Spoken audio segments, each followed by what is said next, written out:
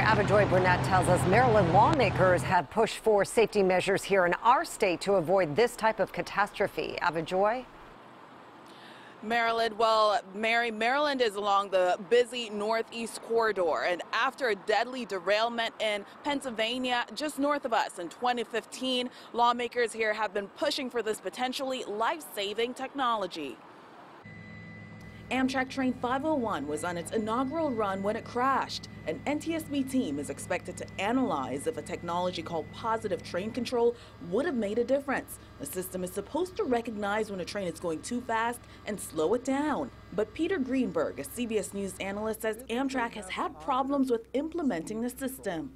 This is something that Congress mandated Amtrak put on all their trains 2 years ago, and they never made the deadline. In May of 2015, an Amtrak train derailed in Philadelphia. Investigators say it was going 2 times its speed limit around a sharp curve. 8 people died, and more than 200 were hurt.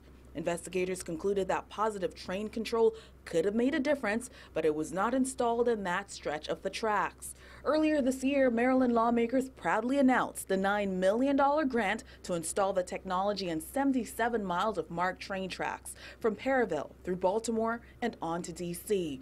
But Representative Dutch Rupersberger says there's room for improvement. It's something that we have in our new cars, technology that helps the car slow down, will warn you.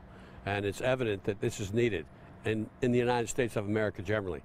Whether it's in a rural area or an urban area, if you're going too fast and you don't make a curve, the whole train could crash. The federal government set a December 2018 deadline for the MTA to install this technology, and the agency says they will make it. Live tonight, Avajoy Burnett for WJZ. Avajoy, thank you, and stay with WJZ for any new developments on the deadly train derailment in Washington state. You can also find the latest on WJZ.com.